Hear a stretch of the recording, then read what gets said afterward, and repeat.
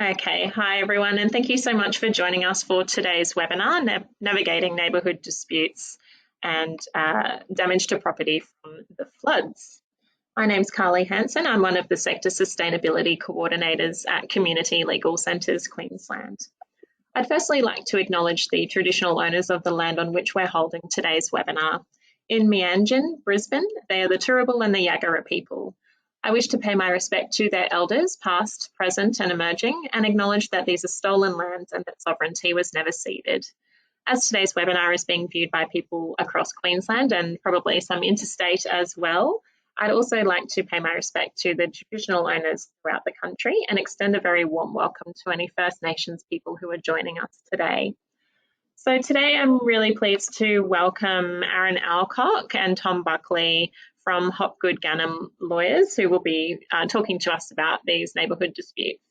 So essentially, disputes between neighbours are a common occurrence, as we all know, particularly where there's damage to property, including damage to fences, homes and land. These disputes often give rise to legal issues arising at common law or under the Neighbourhood Disputes Dividing Fences and Trees Act 2011 and under the Planning Act 2016.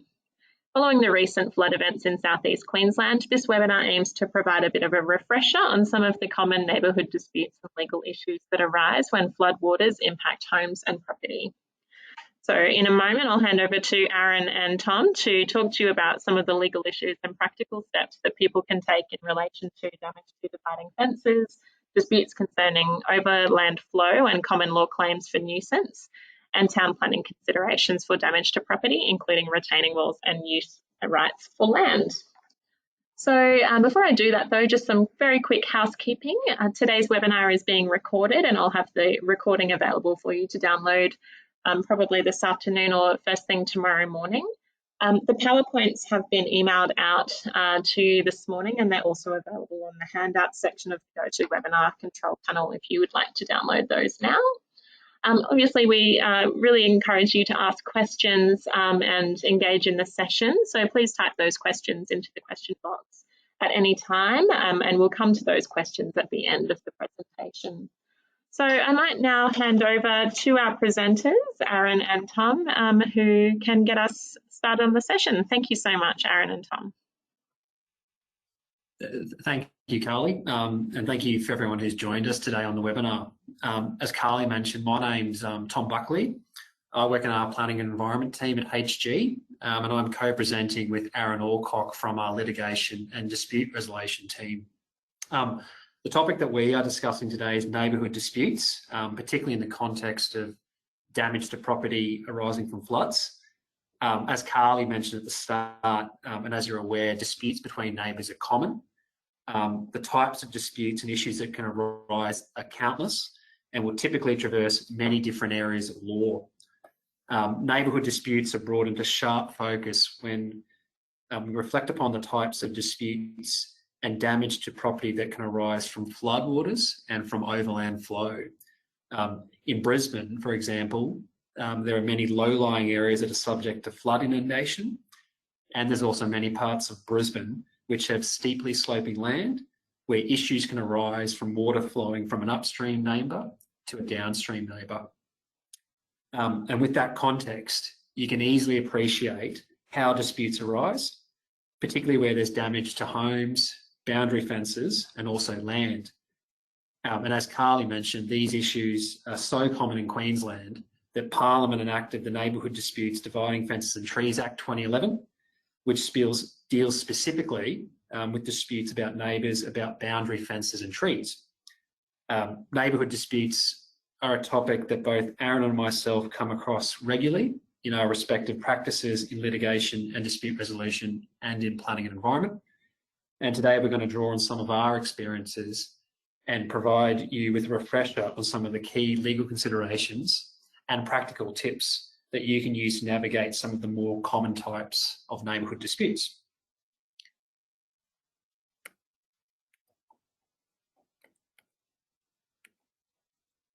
I'm just pausing because I'm getting a freeze on my screen here with the slides.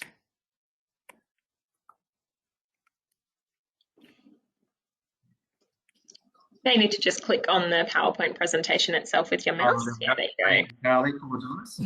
And look, as Carly mentioned, the agenda for today, we're going to drill down into 3 example disputes that are more likely to arise in the context where there's damage to land and property from flooding. The first of those is damage to dividing fences, and both Aaron and I will talk to this example. Then Aaron will talk about the issues that can arise where damage occurs from overland flow. And then I'll finish talking about the town planning considerations, which arise more commonly than you think, drawing particularly on things you need to think about with retaining walls. So I guess the best place to start when we're talking about neighbourhood disputes is dividing fences. As I mentioned at the start, this issue is so common that there's specific legislation enacted to deal with disputes about dividing fences. And for today's purposes, I pose the question that if a client's fence is damaged from floodwaters, what happens if they want to fix that fence? The first port of call in almost all circumstances will be the Neighbourhood Disputes, Dividing Fences and Trees Act 2011. And I think it's useful to read out the objects of this act as it gives you really good context for why it was enacted. This act provides rules about each neighbour's responsibilities for dividing fences and for trees, so that neighbours are generally able to resolve issues about fences and trees without a dispute arising, and to facilitate the resolution of any disputes about dividing fences or trees that do arise between neighbours.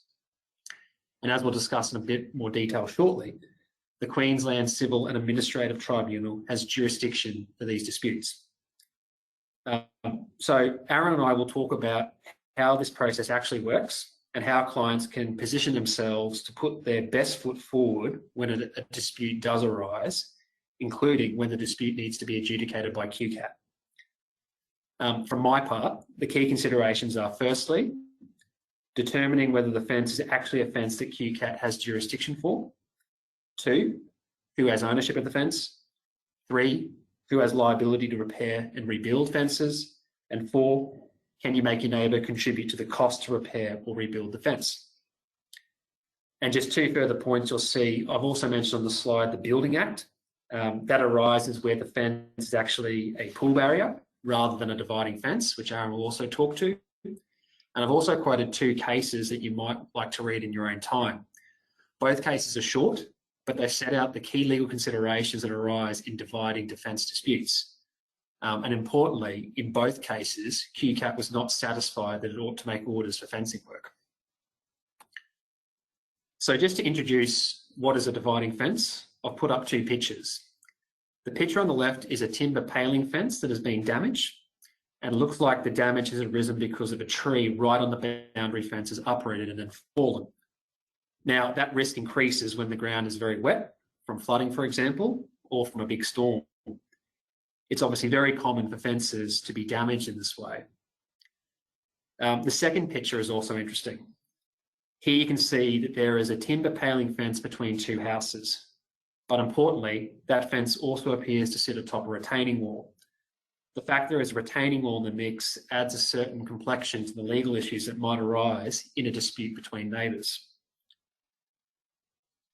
And in that respect, the first thing you need to be aware of is that the Neighbourhood Disputes Act is enlivened where there is a sufficient dividing fence, which is really a threshold question as to whether Qcap's jurisdiction is enlivened. The Act has a definition of a fence, a definition of a dividing fence, and a definition of a sufficient dividing fence. The important points from this slide are that a fence does not include a retaining wall or a wall that is part of a house, garage, or other building. And also, as Aaron will discuss shortly, Qcap's jurisdiction to make orders will therefore be limited in that respect if the fence we're fighting about is actually a retaining wall. I'm also going to touch on retaining walls when I talk about town planning. Second, the fence needs to be on the common boundary between lands. And third, for residential properties, the fence can't be higher than 1.8 metres in height. And as I'm sure you're apparent, when you start to go outside of these bounds, it raises other considerations such as approvals under the Building Act and potentially approvals under the Planning Act. And the final point to be aware of is that a sufficient dividing fence can be a fence that 2 neighbours agree is a dividing fence, or that Qcap orders is a dividing fence. and that may be relevant in a negotiated outcome between two neighbours who are in dispute. Now, the fence itself needs to be made of material that is prescribed under the Act. These are obviously common and uncontroversial building materials that you can see here on the slide, which includes timber palings, chain wire, bricks, rendered cement, for example. And why I'm drawing this to your attention is that it becomes relevant in a dispute if a neighbour is asking for a fence to be built to a particular standard using particular materials that's not covered by the Act.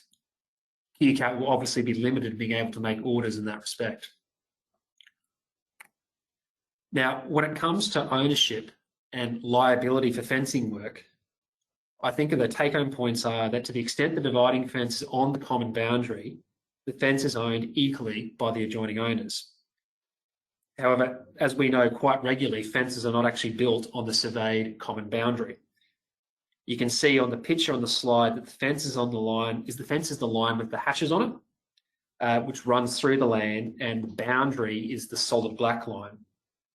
And in this example, on this northern property, the majority of the fence actually sits within the property boundary.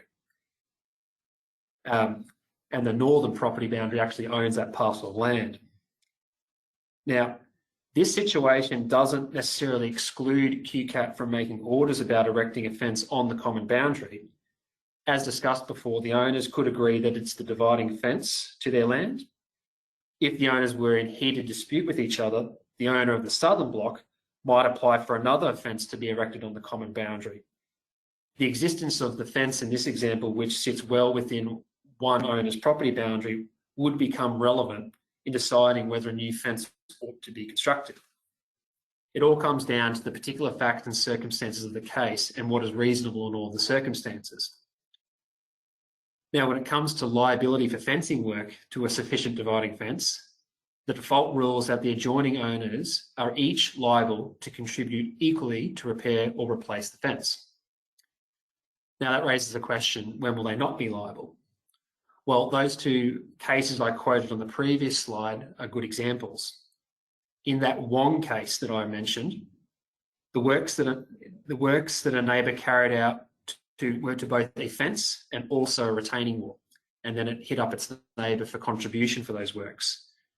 Qcap said that it had no jurisdiction with respect to the retaining wall. In respect of the other part of the fence, Qcap found on the evidence that it had actually not fallen into a state of disrepair which required work to be carried out. So whilst the neighbour paid for the works, Qcap wasn't satisfied that there ought to be an order requiring the other neighbour to contribute.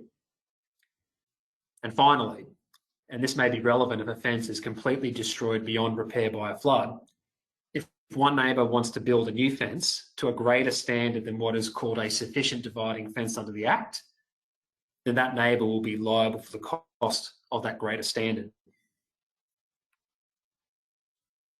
Now, the final matter that I wanted to touch on before Aaron discusses dispute resolution with dividing fences is one of the first steps in this process, which is asking your neighbour to contribute to fencing work.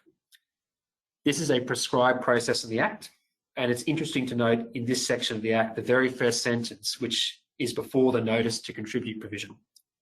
It says that adjoining owners are encouraged to attempt to resolve issues about fencing work to avoid a dispute arising. That's going to feed into what Aaron will talk about, but it shows that Qcap will be expecting the parties to have attempted negotiation. Now, if you want your neighbour to contribute for works to a fence, they'll need to give a formal notice under Section 31 of the Act. That notice should include the estimated cost of the works, including labour and materials. And the Act says that you need to give at least one quote for that work. But we would suggest 2 quotes would better advance your client's interests, particularly from the perspective of making your client look reasonable. Now, in most cases, the neighbour will be asking for the cost to be borne equally with its adjoining owner. However, there may be circumstances where you say the neighbour is responsible for bearing a greater cost. And if you're going to ask for a different proportional split, you'd expect that your case will be improved if you give detailed reasons explaining why the different split is appropriate. And the final point I wanted to make before I hand over to Aaron on this example is that neighbours may need to carry out urgent fencing work, and it may be impractical to give a notice in accordance with the provisions under Section 31. I can probably readily appreciate scenarios where urgent work might be needed. For example, on rural land, and the fence needs to be repaired quickly so that livestock doesn't get out. The Act includes a process to cover those situations. However, I draw your attention again to the two examples I listed at the start of the slide. The second of those two cases is the Fong case, and it's a case where a notice for urgent work was issued and Qcap ultimately declined to make orders requiring the neighbour to contribute for the urgent fencing work. And in that respect, I'll now hand over to Aaron to continue the discussion of dividing fences, but in the context of dispute resolution. Thanks, John. If a dispute arises, the first thing that ought to be done is the giving of that notice to contribute that Tom has mentioned. That notice needs to be given by the owner of the land, that is the registered owner, as opposed to a lessee of the property. The notice should be served either in person or by post. And as Tom mentioned, unless the work is urgent, neither party can commence works on the dividing fence until an agreement is reached or Qcap determines the issue. One of the first steps from a practical point of view that anyone in this situation should take is to attempt to resolve the matter themselves by negotiating with their neighbour directly. It's always preferable in these circumstances to try to speak to the neighbour face to face, and to try to do it, I guess, either at or before serving the notice to contribute. The notice to contribute is obviously important in that it starts the timeframes running under the Act. So serving that notice sooner will progress the matter sooner if an agreement can't be reached. But it's also preferable to not just, I would have thought, drop a notice in the neighbour's letterbox without giving them any type of warning that it's coming or having any discussion with them. During those negotiations, there's just some practical common sense tips that we would suggest. Firstly, pick a good time to approach your neighbour. Don't do it when you're both out the front mowing your yards or when you're both running off to take the kids to school. Pick a time when you've both got sufficient time to sit down and have a proper discussion about it and neither of you are rushed. Start by explaining the problem from your point of view. What's the issue? What has happened? And what needs to be fixed? Don't try to blame anyone for the problem because that's going to be counterproductive to the discussions, but just try and outline the issue. Let your neighbour have a chance to put their view forward. Listen to what they've got to say, take on board their response and try and work constructively with them to resolve the issue. You're much more likely to get a resolution if both people are trying to work towards the same goal rather than each person running their own arguments about what should and shouldn't be done. And then if you do get somewhere in the discussions, if you agree on some steps that should be taken, make a time to check in with them, come back and see how it's all going. If you do ultimately reach an agreement, get it written down in writing and make sure there's a record of it so that way both parties can know what was agreed and can take steps in accordance with that agreement. On the slide there, we've got a couple of suggestions in terms of some potential stumbling blocks in any direct discussions. That is the cost of the fence. If the neighbour thinks it's too high, perhaps they should go off and get their own quote for it. And if the neighbour is disputing the extent of the work that your client is proposing, and as Tom was saying, there's definitions as to what is a sufficient dividing fence. Consider whether it would be appropriate to offer to pay any extra cost. That may be one way to resolve the issue. And then if all else fails and you can't reach an agreement, the next step there is mediation. In preparing for this, I had a quick look online for a couple of hints as to these type of discussions, and as you can probably tell, some of them tend to get a little bit heated, because the do not hints on them were: don't blame the other person, don't begin by stating your view of what should be done, don't resort to name calling, don't make wild accusations, and make sure you address all of the issues. And as I said, the purpose of that first step really is to try to try to work together to try to find a resolution, because it's going to be much better, much quicker, and you're going to have a much better relationship with your neighbour if you're able to resolve it amicably rather than running down a more legal path.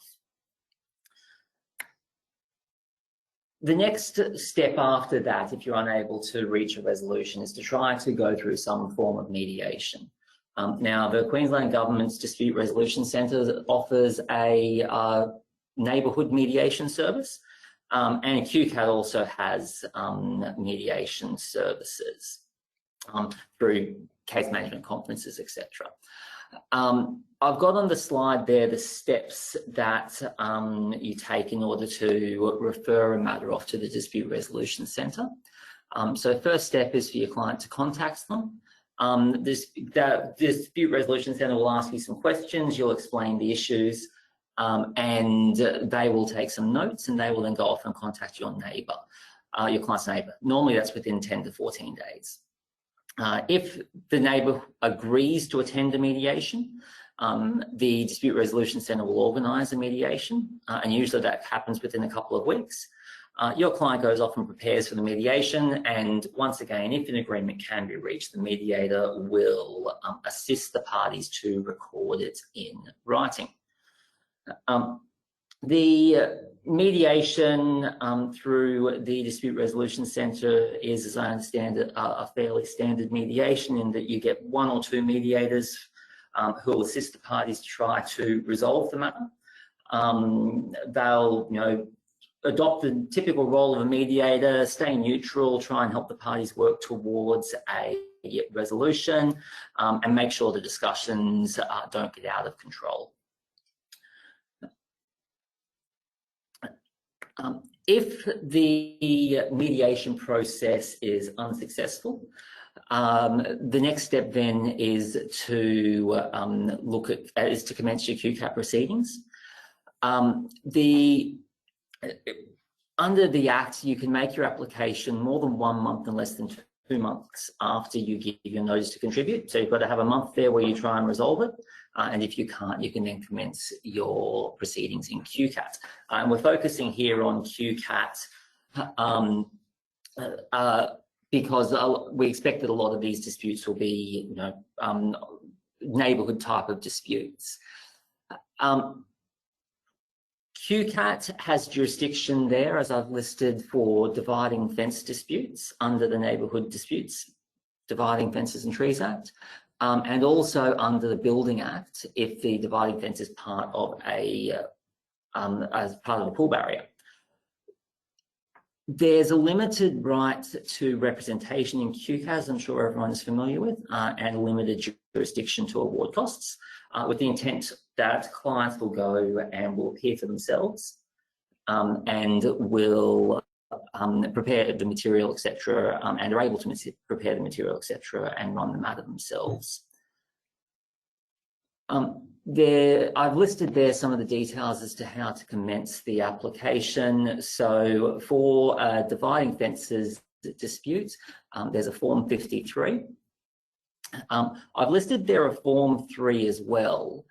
That's there in the event that your client has reached an agreement for the rectification of offence, but for whatever reason, the neighbour has refused to pay it. So it's then a claim for the amounts that the neighbour had agreed to pay. So there's a separate process for that.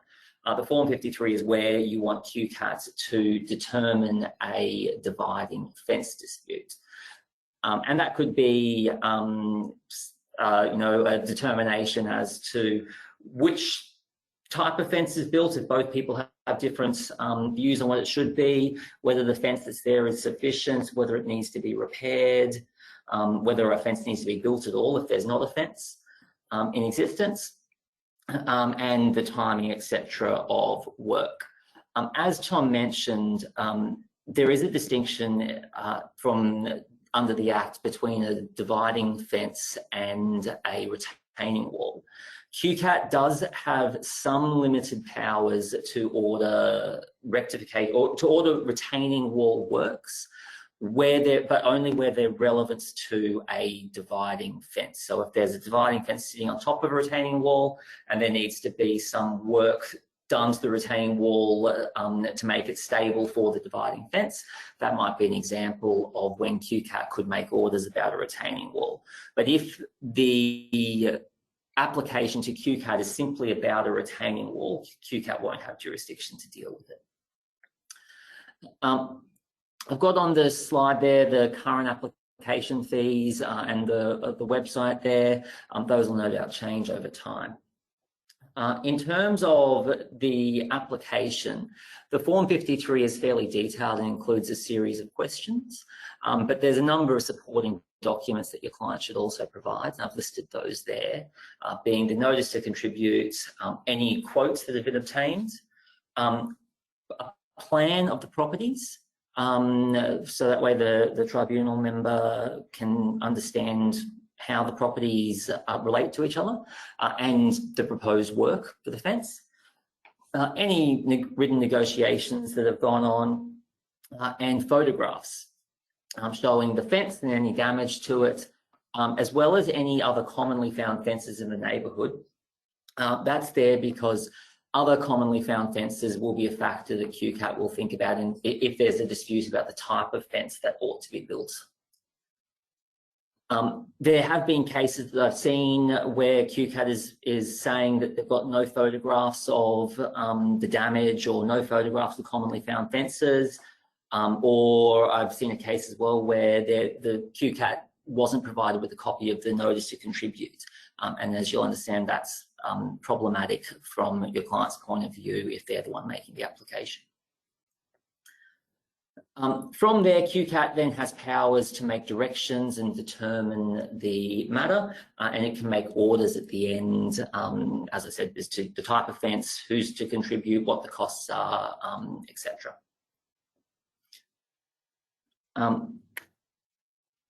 The next example we were going to move on to was Overland Flow.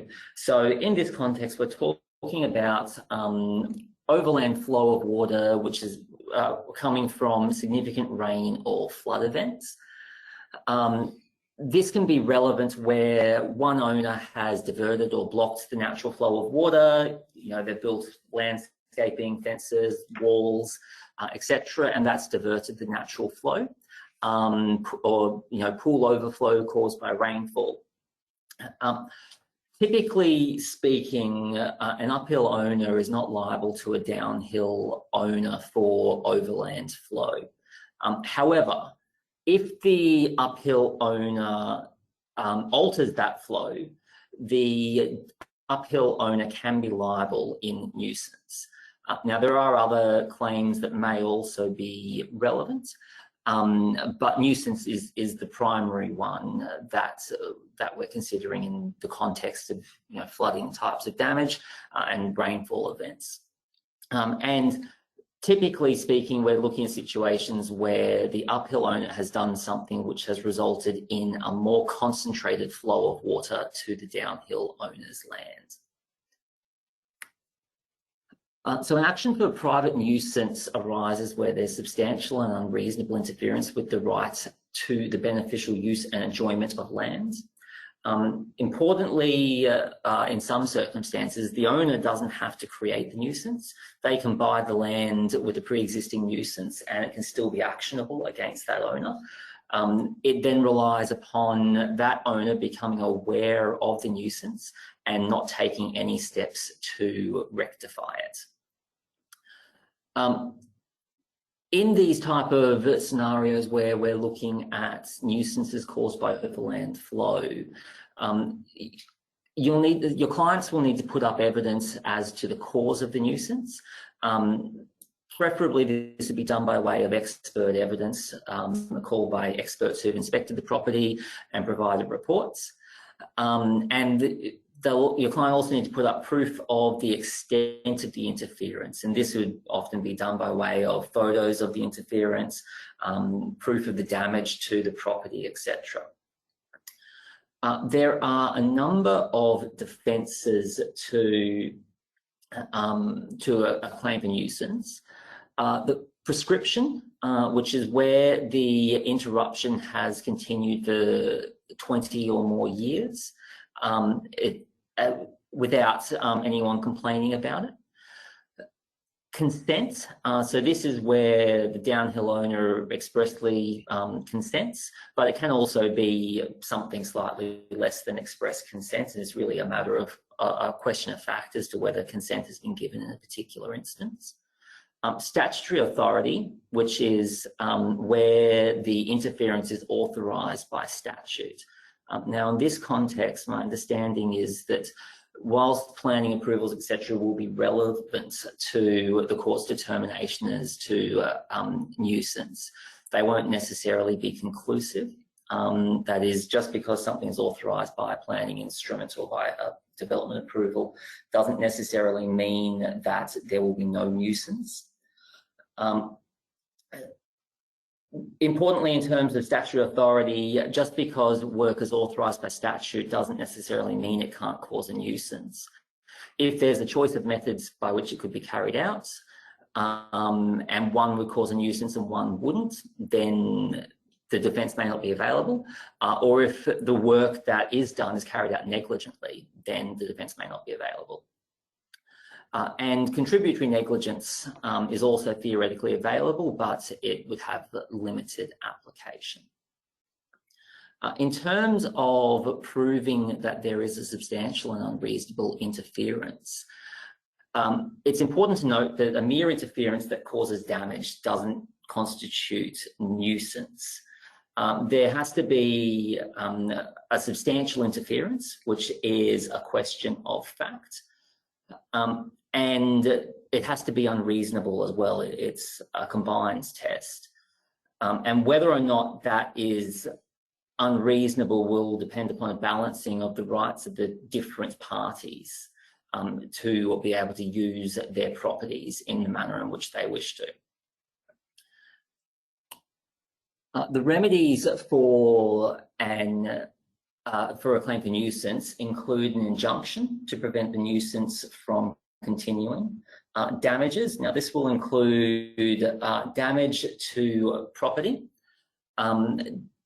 damage in terms of the diminution in value of the land which is affected, and also damages for interference with the enjoyment of land. And this can be awarded even when no actual damage is suffered, although measuring and determining what that loss is does present a series of issues. Parties can also exercise self-help, but that is really only recommended where it can be done without entry onto another person's land. And I guess in the context of overland flows, thought would have to be given as to whether or not the self-help remedy is likely to cause any problems for further downstream people. There's a case example that I've got on the screen there from a 2020 district court case. I'll just very briefly run through it. In that case, there was stormwater runoff from a gravel pit, and it was alleged to be causing problems around a chicken coop on a neighbour's property and down the side of their house. The neighbour ends up having to install some gravel down the side of their house, and they said that they weren't able to build some structures and use their property properly because of the overflow from the gravel pit. The owner of the land that had the gravel pit on it, they bought the land, but the argument was that they had notice of the problems being caused by the gravel pit and hadn't taken steps to remedy it. The owner of the land said that it wasn't just the gravel pits. There was issues with the natural topography of the land. There were issues with water running off the roof of the residence near the chicken coop. The land itself, they said, hadn't been sloped away from the residence, which was causing problems, and that the owner of the land with the chicken coop had cut and filled some of the land, and they had changed the natural course of the water. So all sort of similar circumstances or similar types of factors that you'd expect to see in a claim that arises in the event of flood waters causing nuisances to properties. What the court ultimately decided in that case is that, as a matter of fact, water from the gravel pit was flowing onto the plaintiff's property. But the court wasn't convinced that there was a substantial or unreasonable interference with the use of the property. And in particular, there were other issues with the use of the property, such as those that were mentioned before. And the court wasn't convinced that the substantial and unreasonableness requirements for a claim for nuisance were made out. So the claim there was ultimately dismissed. I will hand back over to Tom now, who talked to you about retaining walls and town planning. Thank you, Aaron. And probably just to flow off a comment Aaron made earlier about retaining walls, he quite correctly discussed that in most cases Qcap won't have jurisdiction to make orders about retaining walls. They've only got an ancillary power, and that usually only arises where they're making an order about a dividing fence itself.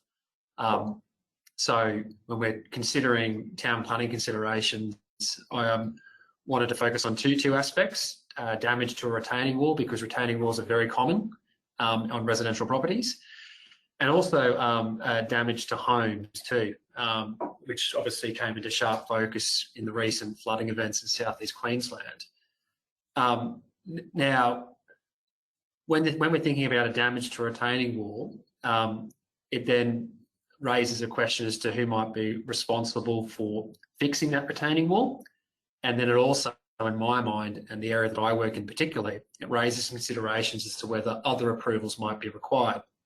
And as we'll discuss in a moment, when you're doing excavation or filling works which exceed 1 metre, that usually triggers the need to get a planning approval under the Planning Act. And when we're talking about damage to homes, the three concepts I want to talk about is the concept of needing building permits to build those homes, and also the town planning component of that, which is that even though you might need a building permit to repair or build a home, in some cases you might also need a planning approval, particularly where you're undertaking types of works to houses in certain zones and works on land in certain zones.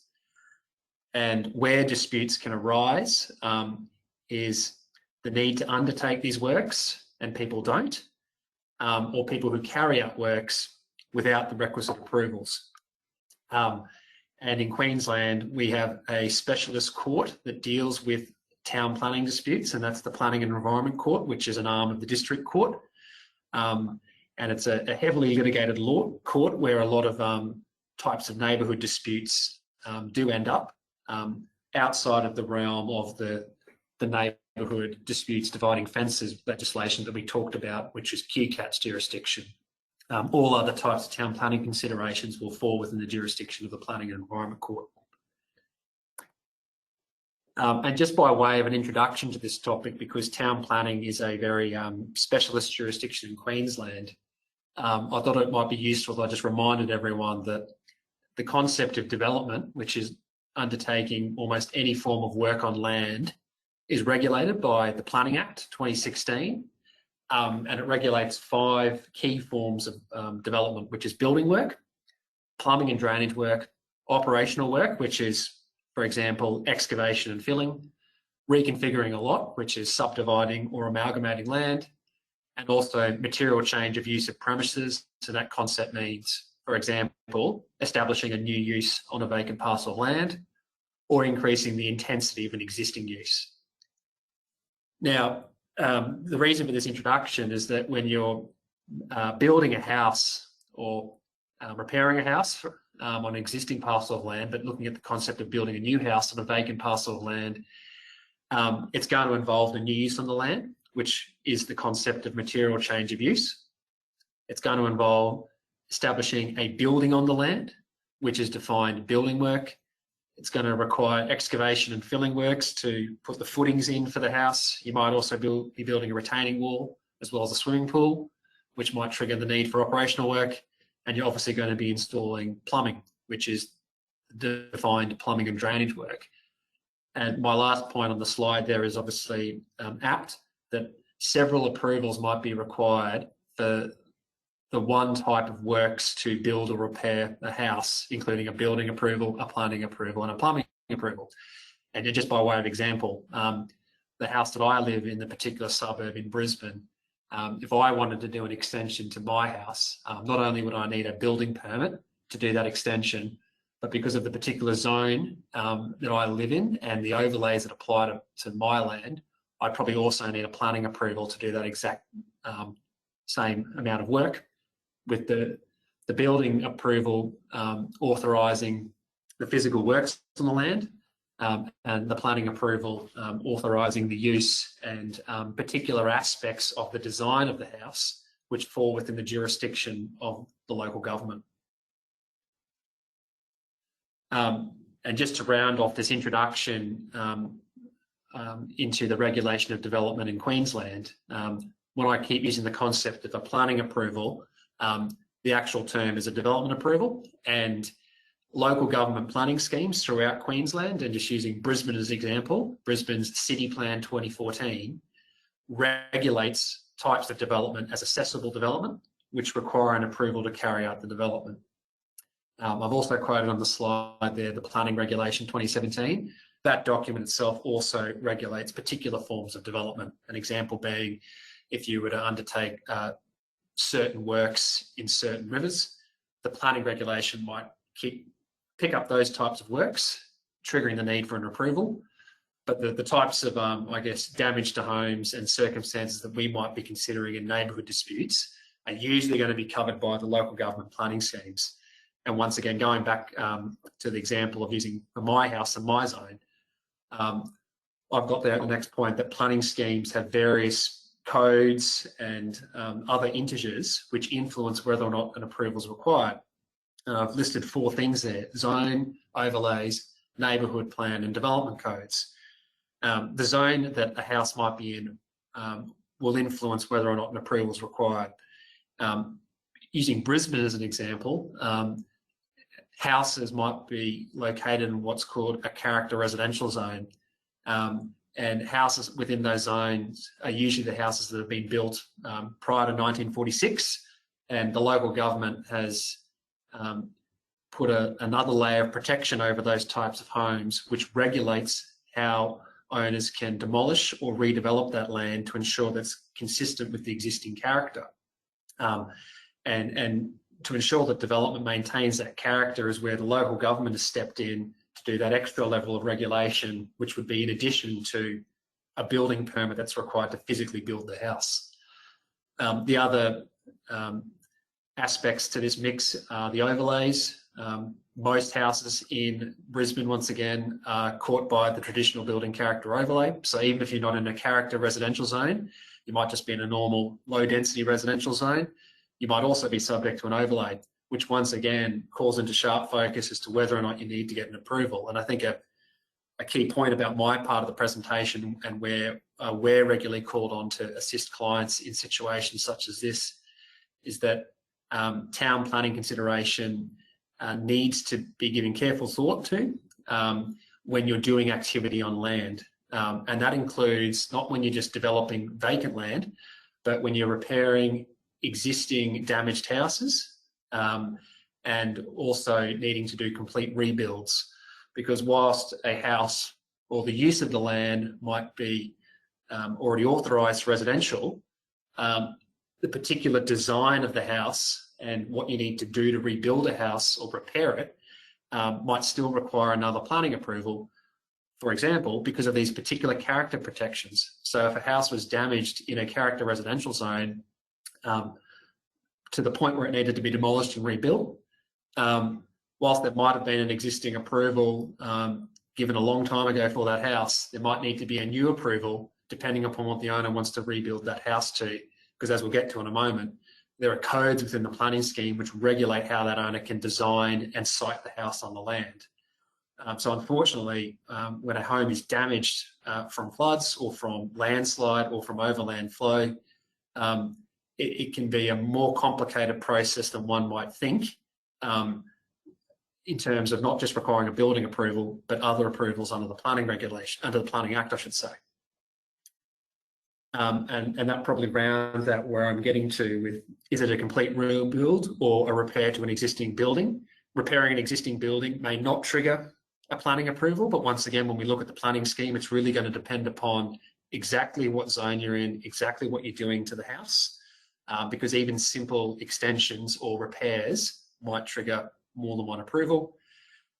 It's going to be relevant if there's damage to a retaining wall, because as I'll mention in a moment, if there needs to be filling that's greater than 1 metres, then it might need an approval.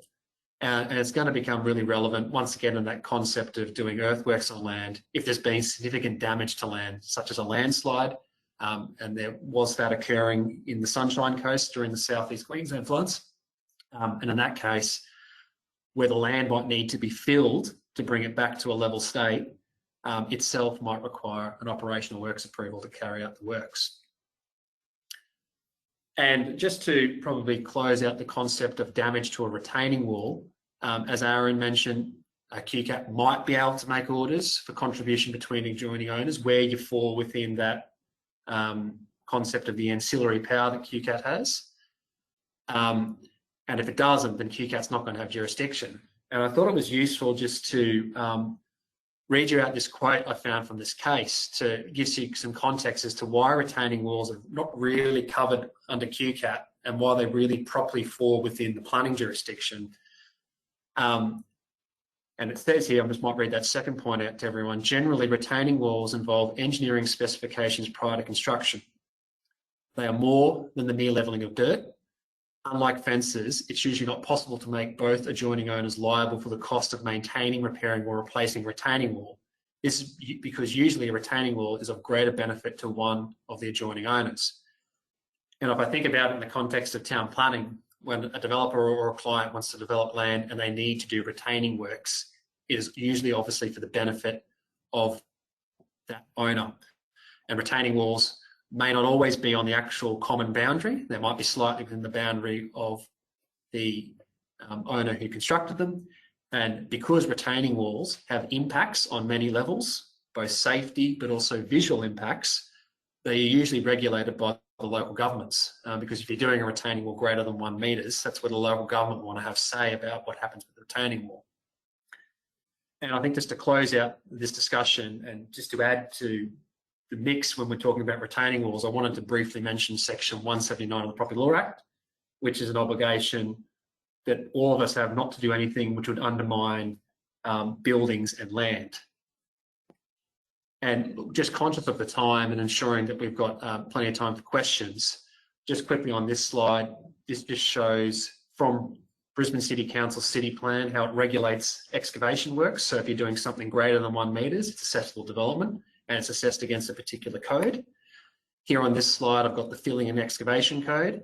And once again, this is just to bring into your minds why councils are regulating these types of works. They're trying to achieve these particular performance outcomes, and where developers can't meet these, they won't be allowed to do it on land. But if they are allowed to do it, it needs to meet these and will usually be subject to particular conditions. When we're talking about damage to homes, just very quickly, and I've touched on all these topics, a house that is on land that might have been demolished from the floods might benefit from what's called this concept of existing use rights, which is the right to use the land for residential. However, you need to think about the rebuild of that home, maybe to a different design from what it was previously constructed. If it's within one of those character zones that I've talked about, more likely than not, they're going to need a planning approval for that, which is a completely separate process under the Planning Act. And Just quickly, as I said, the traditional building character overlay applies broadly across Brisbane, and it has particular outcomes which regulate design and demolition. And I'm not going to read through all of these points on the slide here, but you can read them in your own time, but you can see what these codes are trying to achieve in terms of protecting and retaining character. And when you drill down into each of these points, it regulates exactly how people can build eaves, how far things need to be set back from adjoining owners, which once again brings into concept the need to think about town planning when your clients are asking for advice about repairing their homes. Briefly, just on disputes, the reason why we need to be cognizant of getting town planning advice is that there are offences under our Act for carrying out work without an approval. And importantly, when we're talking about neighbourhood disputes, not only can the local council commence proceedings to stop you from doing work until an approval's been given, but also a neighbour can. The right exists at large to anyone. And on my final slide here, I wanted to mention a case that was recently decided by the Planning and Environment Court last year, just as a word of caution that these disputes are very regular and quite commonly we are seeing neighbours who take on other neighbours for work that's been undertaken on their land, challenging whether or not an approval is needed. And in this case, the Baxter and Preston case, it went for 6 days at trial, which is a lot of court time for a dispute about whether or not a swimming pool needed work. And the judgment was 148 pages, and this matter's going to the Court of Appeal. So we're going to be having the Court of Appeal making decisions about concepts of retaining walls, excavation on land, and how that traverses the Building Act and the Planning Act. And the final point on the slide, there is some enforcement orders that courts might make, might be to remediate land if people have done work which has caused other land to be damaged.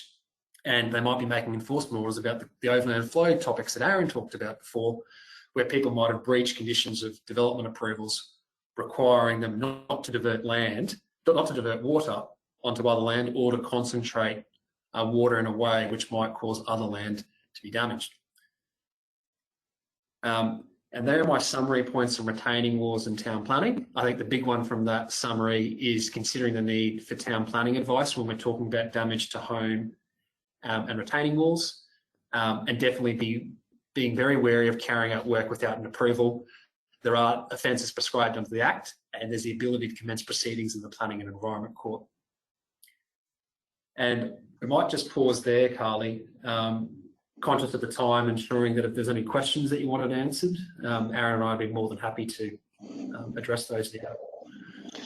Fantastic. Thank you so much for that presentation. A few questions have come through, and I feel like we probably have enough time to address them, hopefully, in the next few minutes. So the first one is from Rosita, who has asked, who would be liable if a neighbour digs out their land to build on and water that did not normally or previously interfere now does after the building and causes minor water issues or floods to the neighbouring property? So who's responsible or liable there? Did you say if they dig out, excavate on their land? Yeah, I think so. So perhaps if it's pre-building works and they do some excavation on their land, and then we have the rain that we've recently had in southeast Queensland occur. I might just speak from a town planning point of view. They might be in trouble from the local government even if it's wholly on their land. Doing excavation without an approval might trigger a development offence. They could be prosecuted for, and then I think if that was then to cause damage to other property, that might also have some consequences too. Yeah, and in terms of sort of the nuisance issues that I was talking about, you're looking at whether or not there's been a substantial and unreasonable interference. And if it's only sort of minor interference, the cases say that doesn't constitute an actionable nuisance. There may be other claims such as negligence, etc., that we haven't really explored in detail today that might be available. Okay, great, thank you. This one from Joe is in regards to a retaining wall. So if the retaining wall is on the boundary and underneath a fence, is it safe to assume a 50-50 share of costs, or is there no real guide for who is liable for the cost of constructing the boundary wall, the retaining wall? Are you talking about there's damage to a retaining wall on the boundary fence? Yeah, so let's assume that there was a retaining wall and it's now damaged because of floods or water flowing from one property to another. So who would could people assume that it's a 50-50 share of cost to reconstruct or repair that wall?